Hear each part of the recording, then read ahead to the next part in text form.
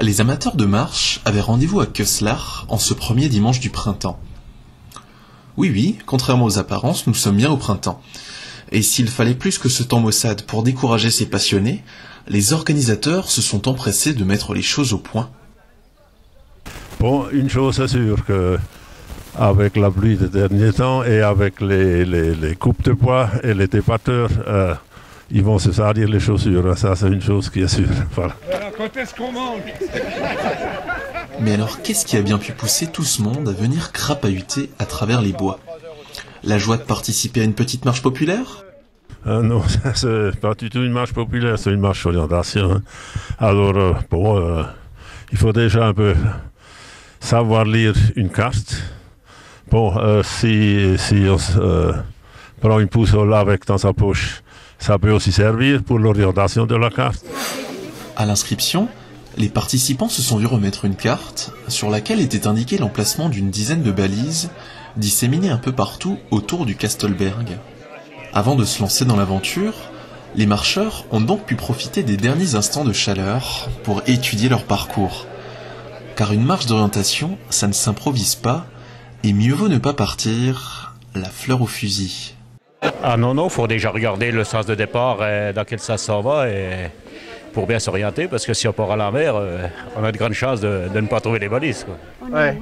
Alors voilà, on est là, on est en train de monter le petit chemin. Là, il y a la chapelle, hein. La chapelle. Une fois sur le parcours, rien tel que le travail d'équipe pour trouver les balises. Donc la balise, elle doit être au bout de ce petit chemin. Oui, elle doit être là-bas, là où il y a les gens, un tout petit peu plus loin, le truc blanc.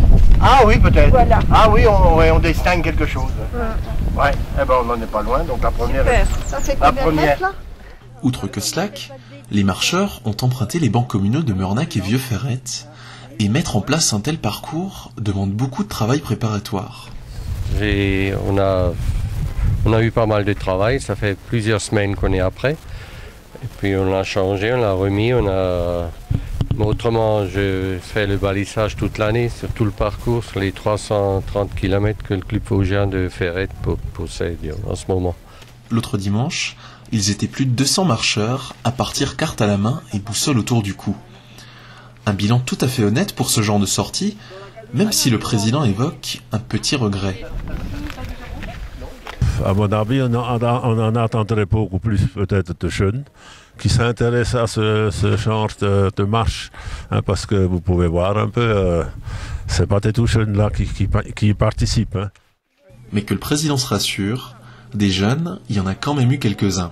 Notamment sur le petit parcours de 5 km réservé aux débutants.